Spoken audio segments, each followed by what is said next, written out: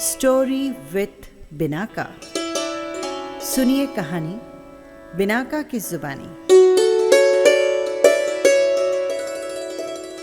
हाजिर है विक्रम बेताल की कहानी पापी कौन।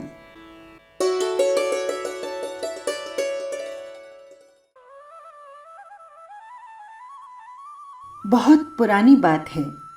धारा नगरी में गंधर्वसेन नाम का राजा राज्य करता था। उसके 4 रानियां थी। उनके 6 लड़के थे जो सब के सब बड़े ही चतुर और बलवान थे। संयोग से एक दिन राजा की मृत्यु हो गई और उसकी जगह उनके बड़े बेटे शंख को गद्दी पर बिठा दिया गया। उसने कुछ दिन तो राज किया, लेकिन छोटे भाई विक्रम ने उसे मार डाला और स्वयं राजा बनकर बैठ गया। उसका राज्य दिनों दिन बढ़ता गया और वो सारे जम्बू द्वीप का राजा बन बैठा। एक दिन उसके मन में आया कि उसे घूमकर सैर करनी चाहिए और जिन देशों के नाम उसने सुने हैं उन्हें देखना चाहिए। सो वो गद्दी अपने छोटे भाई भर्तृहरि को सौंपकर योगी बन राज्य से निकल पड़ा। उस नगर में एक ब्राह्मण तपस्या करता था। एक दिन देवता ने प्रसन्न होकर उस ब्राह्मण को एक फल दिया और कहा कि इसे जो भी खाएगा वो अमर हो जाएगा। ब्राह्मण ने फल लाकर अपनी पत्नी को दिया और देवता की बात भी बता दी। ब्राह्मणी बोली, अजी हम अमर होकर क्या करेंगे? हमेशा ही तो भीख मांगते रहेंगे। इससे तो मरना ही अच्छा है। एक काम करो, तुम जाओ और इस फल को राजा को दे आओ और बदले में कुछ धन ले आओ। ये सुनकर ब्राह्मण फल लेकर राजा के पास गया और उसे सारा हाल कह सुनाया। भर्तृहरि ने फल ले लिया और ब्राह्मण को 1 लाख रुपए देकर विदा किया। भर्तृहरि अपनी रानी को बहुत प्यार करता था। उसने महल में जाकर फल उसी को दे दिया। रानी की मित्रता एक शहर के कोतवाल से थी। उसने वो फल कोतवाल को दे दिया। कोतवाल एक वेश्या के पास जाया करता था और उसे बहुत पसंद करता था। वो उस फल को उस वेश्या को दे आया। वेश्या ने सोचा कि मुझे अमर होकर क्या करना, ये फल तो राजा को खाना चाहिए। वो उसे लेकर राजा भर्तृहरि के पास गई और फल उसे दे दिया। भर्तृहरि ने उसे बहुत सा धन दिया, लेकिन जब उसने फल को अच्छी तरह से देखा तो पहचान लिया। उनके मन में बड़ी चोट लगी, पर उन्होंने किसी से कुछ कहा नहीं। उसने महल में जाकर रानी से पूछा, महारानी, तुमने उस फल का क्या किया? महाराज, मैंने उसे खा लिया। तब राजा ने फल निकालकर उसे दिखाया। रानी घबरा गई और उसने सारी बात सच सच कह दी। भर्तृहरि ने पता लगाया तो उसे पूरी बात ठीक ठीक मालूम हो गई। वो बहुत दुखी हुआ। उसने सोचा, ये दुनिया तो माया जाल है, इसमें अपना कोई नहीं। वो फल लेकर बाहर आया और उसे धुलवाकर स्वयं खा लिया। फिर राजपाट छोड़ योगी का भेष बना जंगल में तपस्या करने निकल गया। भर्तृहरि के जंगल चले जाने से विक्रम की गद्दी सूनी हो गई। जब राजा इंद्र को ये समाचार मिला तो उन्होंने एक देव को धारा नगरी की रखवाली करने के लिए भेज दिया और वो देव रात दिन वहीं रहने लगा। भर्तृहरि के राजपाट छोड़कर वन में चले जाने की बात जब विक्रम को मालूम हुई तो वो लौटकर अपने देश में आया। आधी रात का समय था। जब वो नगर में घुसने लगा तो देव ने उसे रोक दिया। राजा ने कहा, मैं विक्रम हूं और ये राज मेरा है। तुम कौन होते हो मुझे रोकने वाले?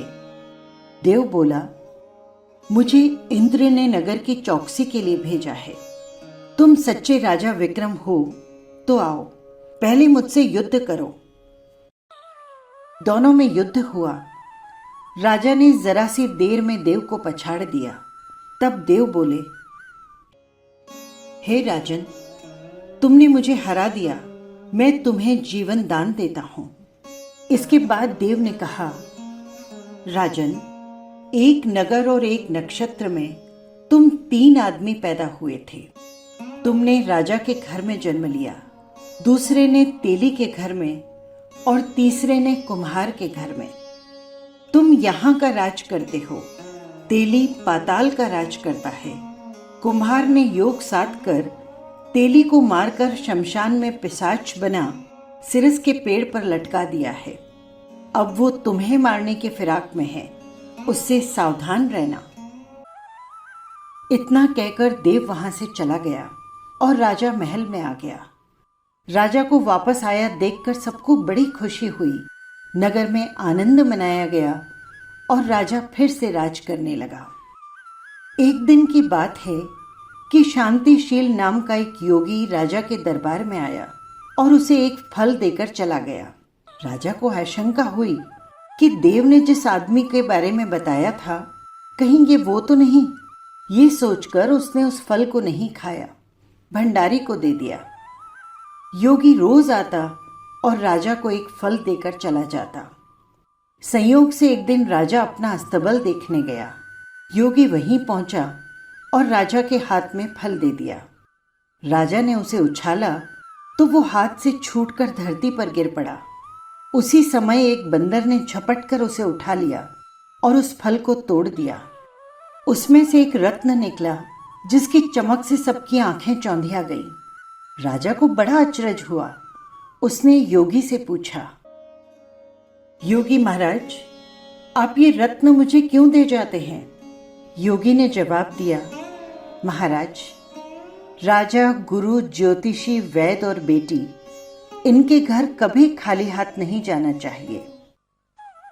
राजा ने भंडारी को बुलाकर भंडार में रखे सारे फल मंगवाए।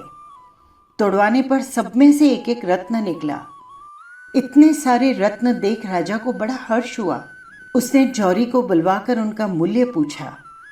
जौहरी बोला, महाराज, ये रत्न इतने कीमती हैं कि इनका मोल करोड़ों रुपए में भी नहीं आंका जा सकता। एक एक रत्न एक एक राज्य के बराबर है। ये सुनकर राजा योगी का हाथ पकड़कर गद्दी पर ले गए। बोले, योगीराज, स्वयं सुनी हुई बुरी बातें दूसरों के सामने नहीं कही जाती। राजा उसे अकेले में ले गया। वहां जाकर योगी ने कहा, महाराज, बात यह है कि गोदावरी नदी के किनारे मसान में मैं एक मंत्र सिद्ध कर रहा हूं। उसके सिद्ध हो जाने पर मेरा मनोरथ पूरा हो जाएगा। एक दिन हथियार बांधकर तुम अकेले मेरे पास चले आना। तुम एक रात मेरे पास रहोगे तो मंत्र सिद्ध हो जाएगा। राजा ने कहा, अच्छी बात है। और उसके बाद योगी दिन और समय बताकर अपने मठ में चला गया। निश्चित दिन आने पर राजा अकेला वहां पहुंचा। योगी ने उसे अपने पास बिठा लिया। थोड़ी देर बैठकर राजा ने पूछा, योगी महाराज, मेरे लिए क्या आज्ञा है? योगी ने कहा, राजन, यहां से दक्षिण दिशा में 2 कोस की दूरी पर मसान में एक सिरस के पेड़ पर एक मुर्दा लटका है। उसे मेरे पास ले आओ, तब तक मैं यहां पूजा करता हूं। ये सुनकर राजा वहां से चल दिया। बड़ी भयंकर रात थी। चारों ओर अंधेरा फैला था। पानी बरस रहा था। भूत प्रेत शोर मचा रहे थे। सांप आकर पैरों में लिपटते थे। लेकिन राजा हिम्मत से आगे बढ़ता गया। जब वो शमशान में पहुंचा तो देखता है कि शेर दहाड़ रहे हैं, हाथी चिंगाड़ रहे हैं, भूत प्रेत आदमियों को मार रहे हैं। राजा बेधड़क चलता गया और सिरस के पेड़ के पास पहुंचा। पेड़ जड़ से फुनगी तक आग से दहक रहा था। राजा ने सोचा, हो न हो ये वही योगी है जिसकी बात देव ने बताई थी। एक पेड़ पर रस्सी से बंधा हुआ मुर्दा लटक रहा था। राजा पेड़ पर चढ़ गया और तलवार से रस्सी काट दी। मुर्दा नीचे गिर पड़ा और दहाड़ मार मार कर रोने लगा। राजा ने पूछा, तू कौन है? राजा का इतना कहना था कि मुर्दा खिलखिलाकर हंस पड़ा। राजा को बड़ा अचरज हुआ। तभी वो मुर्दा फिर पेड़ पर जा लटका। राजा फिर चढ़कर ऊपर गया और रस्सी काट मुर्दे को बगल में दबा नीचे आया। बोला, बता तू कौन है? मुर्दा चुप रहा। तब राजा ने उसे एक चादर में बांधा और योगी के पास ले चला। रास्ते में वो मुर्दा बोला, मैं बेताल हूं, तू कौन है और मुझे कहां पर लिए जा रहा है?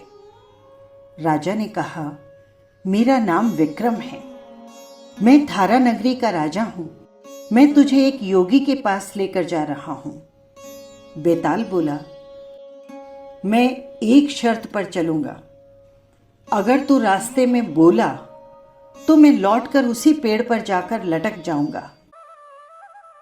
राजा ने उसकी बात मान ली और कहा कि वो चुप रहेगा।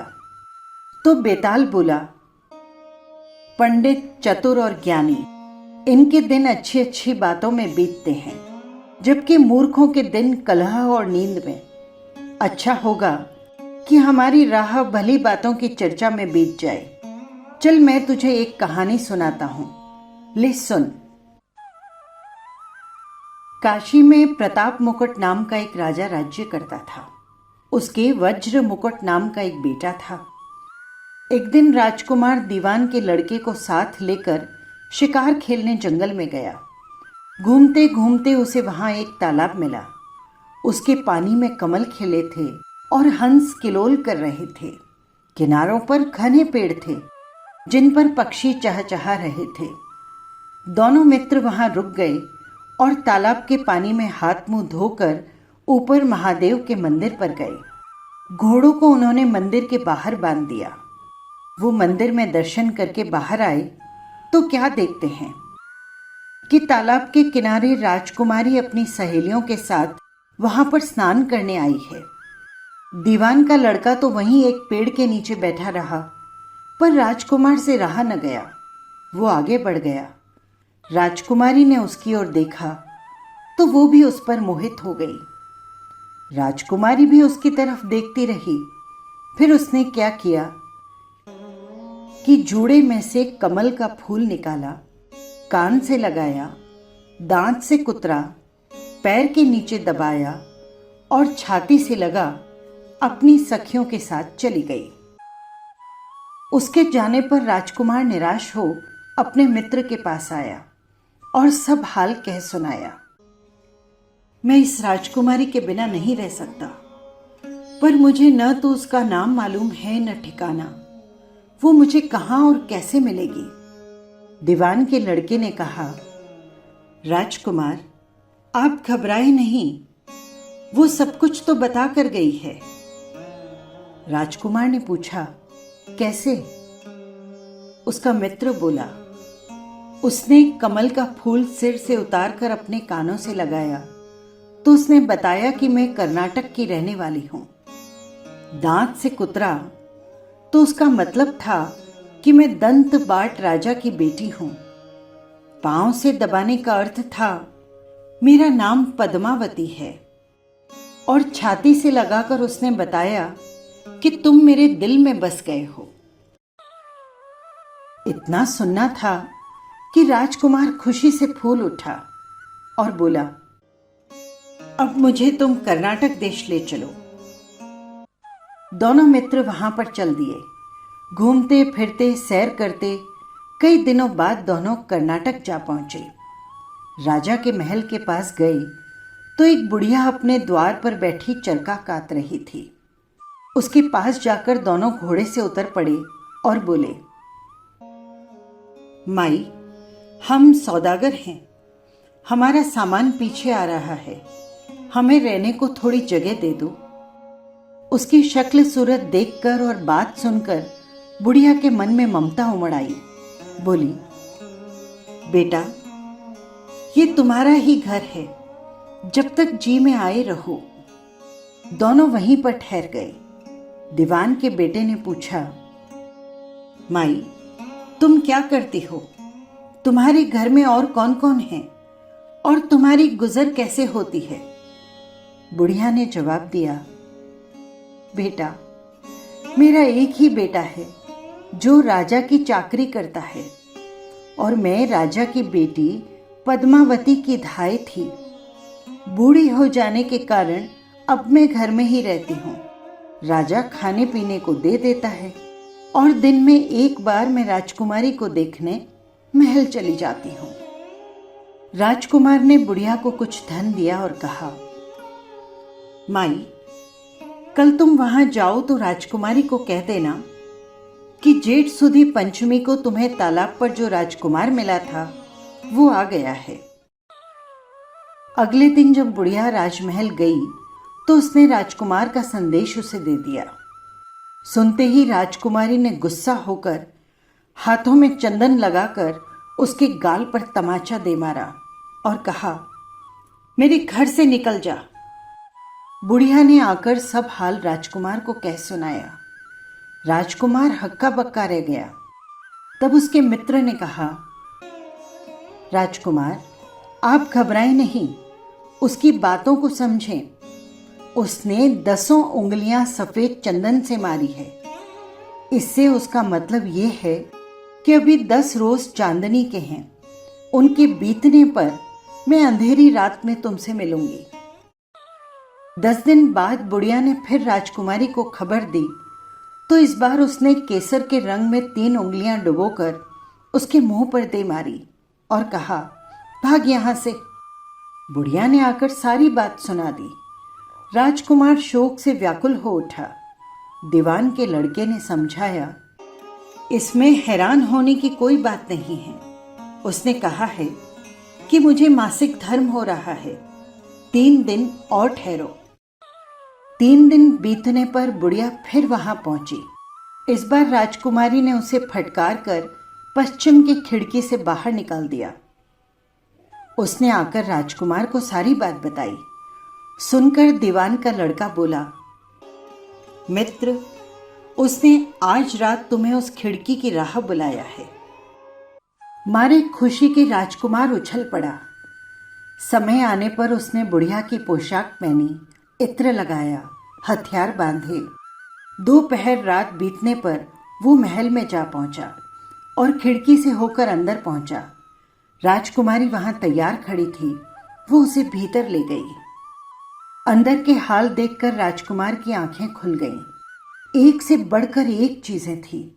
रात भर राजकुमार राजकुमारी के साथ रहा। जैसे ही दिन निकलने को आया कि राजकुमारी ने राजकुमार को छिपा दिया और रात होने पर फिर बाहर निकाल लिया। इस तरह कई दिन बीत गए। अचानक एक दिन राजकुमार को अपने मित्र की याद आई। उसे चिंता हुई कि पता नहीं उसका क्या हुआ होगा। उदास देखकर राजकुमारी ने कारण पूछा तो उसने बता दिया। बोला, वो मेरा बड़ा प्यारा दोस्त है, बड़ा चतुर है। उसकी होशियारी से ही तुम मुझे मिल पाई हो। राजकुमारी ने कहा, मैं उसके लिए बढ़िया बढ़िया भोजन बनवाती हूँ। तुम उसे खिलाकर तसल्ली देकर लौट आना। खाना साथ में लेकर राजकुमार अपने मित्र के पास पहुंचा। वे महीने भर बाद मिले थे। राजकुमार ने मिलने पर अपने मित्र से सारा हाल कहा कि राजकुमारी को मैंने तुम्हारी चतुराई की सारी बातें बता दी, तभी तो उसने ये भोजन बनाकर भिजवाया है। दीवान का लड़का सोच में पड़ गया। उसने कहा, ये तुमने अच्छा नहीं किया। राजकुमारी समझ गई कि जब तक मैं हूं वो तुम्हें अपने बस में नहीं रख सकती, इसलिए उसने इस खाने में जहर मिलाकर भेजा है।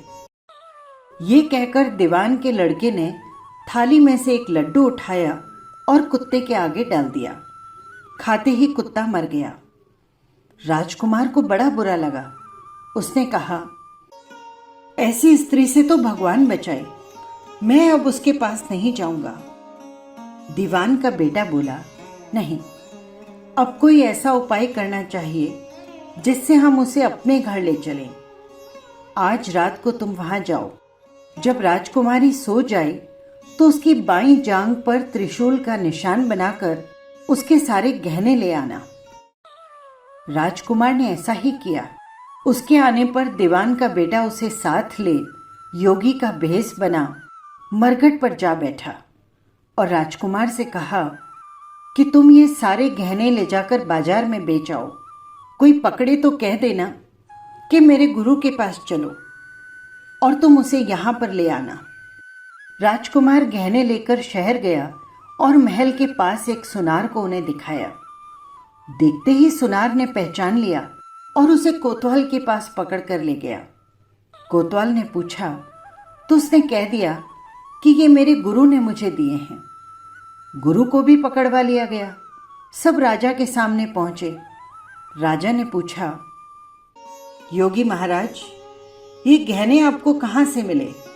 योगी बने दीवान के बेटे ने कहा, महाराज, मैं मसान की काली चौदस को डाकिनी मंत्र सिद्ध कर रहा था कि वहां एक डाकिनी आई।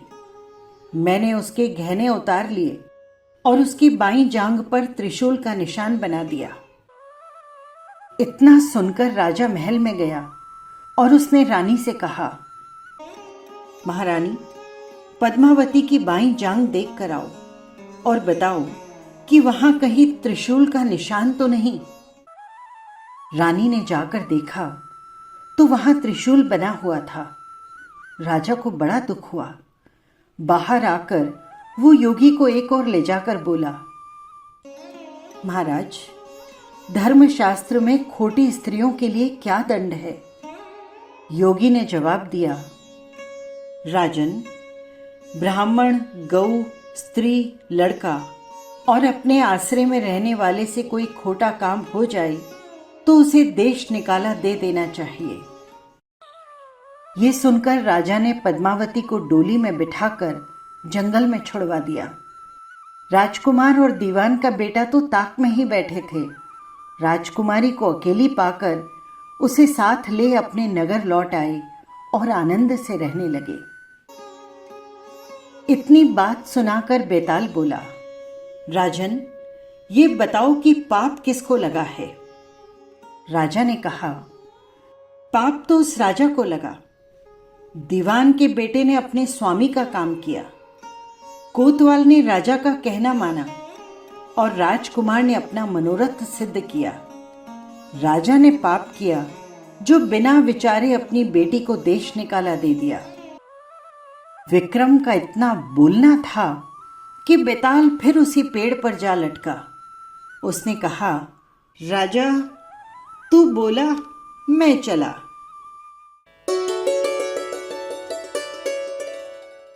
बस यही थी कहानी। आपको कैसी लगी कमेंट बॉक्स में ज़रूर लिखिएगा।